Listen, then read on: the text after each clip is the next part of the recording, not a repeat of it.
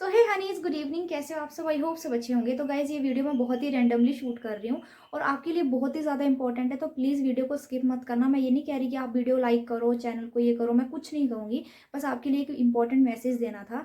तो गाइज, अभी पूरी स्टोरी बताती हूँ कि क्या हुआ। तो चलो फिर बिना देर की वीडियो स्टार्ट करते हैं। तो गाइज, अभी क्या हुआ कि मुझे किसी अननोन नंबर से कॉल आई और उन्होंने मुझे कहा कि आपके पापा से हमने 12,000 रुपये लिए थे, तो हम आपको सेंड कर देते हैं, क्योंकि आपके पापा का जो अकाउंट नंबर है वो चल नहीं रहा है। तो अभी 3-4 दिन या 1-2 दिन पहले पापा ने मुझे कहा था कि हमने मतलब किसी को उधार दिया है, ठीक है। तो मेरे दिमाग में वो बात स्ट्राइक कर गई कि हाँ ठीक है, उधार लिया था किसी ने तो वो दे देगा।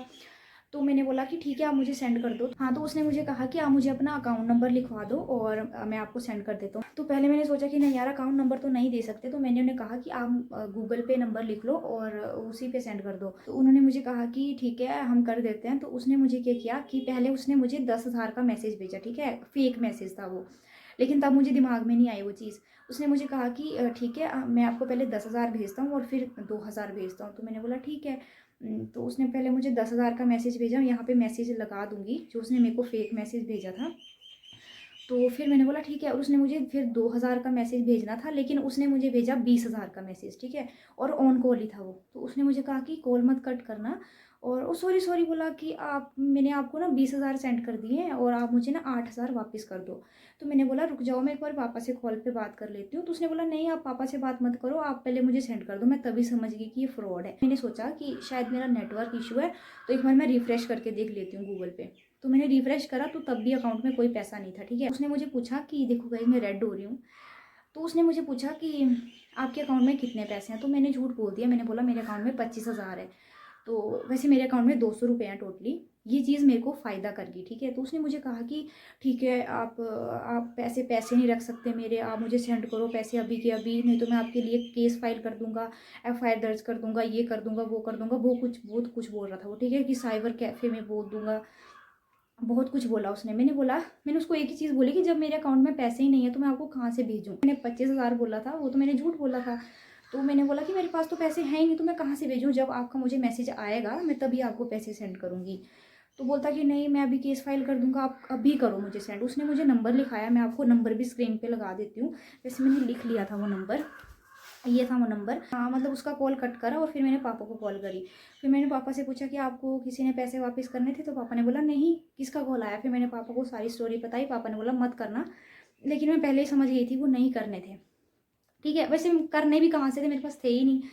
और फिर क्या हुआ कि मैंने कॉल कट करी, वो मेरे को अननोन नंबर से कॉल लगा करने, ठीक है। एक बारी, दो बारी, तीन बारी, चौथी बार जब मैंने कॉल उठाया तो कोई फेक, सामने पता लग रहा था यार कि वो ना फेक आवाज़ में बात कर रहा था, कोई लड़का था वो, ठीक है। तो उसने मुझे कहा कि मैं अपने बेटे का इलाज कराने आया हूँ हॉस्पिटल में, कांगड़ा हॉस्पिटल में, और आप पैसे क्यों नहीं सेंड कर रहे हो, आप ऐसे पैसे नहीं रख सकते मेरे। वो बहुत ही मतलब गुस्से में बोल रहा था, जैसे पता नहीं, अगर मैं डर जाती ना तो शायद मैं कर भी देती, ठीक है। तो वैसे डर गई थी मैं, सच बोलूँ तो। लेकिन अभी भी देखो, है ना, वैसे मैं डर गई थी, लेकिन मैंने किए नहीं सेंड, क्योंकि मेरे पास थे भी नहीं। तो उसने मुझे कहा कि आप ऐसे क्यों। मैंने बोला कि आप जिस हॉस्पिटल में हो उस हॉस्पिटल का नंबर लिखवाओ, अगर मेरे पास होंगे तो मैं दे दूँगी पैसे, जब भी मेरे पास आएंगे अकाउंट में मैं आपको ट्रांसफ़र कर दूँगी, आपके बेटे का इलाज हो जाएगा। तो उसने मुझे कहा कि नहीं, आप अभी मेरे अकाउंट में सेंड करो और मुझे ऑपरेशन कराना है अपने बेटे का। तो मैंने बोला कि आप डॉक्टर से बात करा दो मेरी। और फिर मैंने, जब उसने किसी अननोन लड़के से बात करवाई और वो बोलता कि हाँ जी, मैंने बोला क्या डायग्नोज हुआ है पेशेंट को। फिर वो चुप हो गया, ठीक है। मैंने बोला कि एज अ प्रोफेशन मैं भी नर्स हूँ, तो आप मुझे डायग्नोज बता सकते हो कि क्या डायग्नोज हुआ है, उस हिसाब से मैं आपको पेमेंट कर दूंगी, अगर अर्जेंट होगा तो मैं अभी कर दूंगी।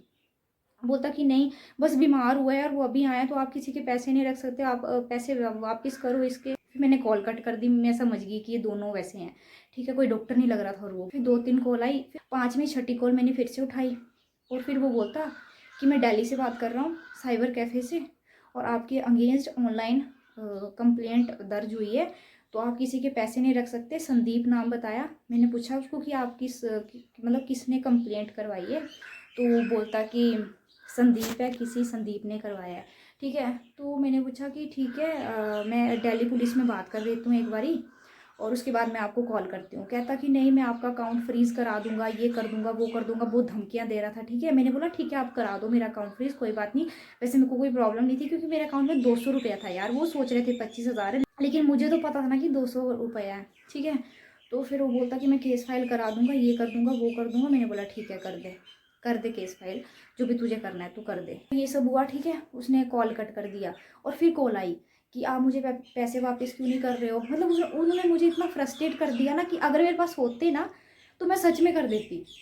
सच में ऐसा हो गया था मेरे अंदर कि यार किसी के बेटे का ऑपरेशन है और मैं ऐसे पैसे ले लिए किसी के, है ना। मेरे को ऐसा लगा कि शायद गलती से ना आए हों मेरे अकाउंट में, लेकिन अगर मेरे पास होते ना तो माँ कसम शायद मैं कर भी देती। तो फिर क्या हुआ कि हमारे गांव में मुझे इंसिडेंट पता लगा भी, मतलब मेरे फ्रेंड के थ्रू।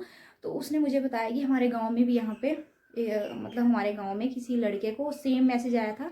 सेम उन्होंने प्रोसीजर बताया कि बेटे का ऑपरेशन है ऐसा वैसा, और उसने क्या किया कि उनको पैसे ट्रांसफ़र कर दिए।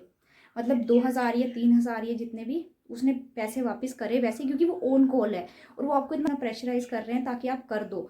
ठीक है, तो उसने कर दिए बेचारे ने, और उसने मांगे थे 5,000 या 10,000 या 2,000 या 500 शायद। तो उसने जब वो किए तो उसके अकाउंट में जितना भी पैसा था ना वो साथ में चला गया।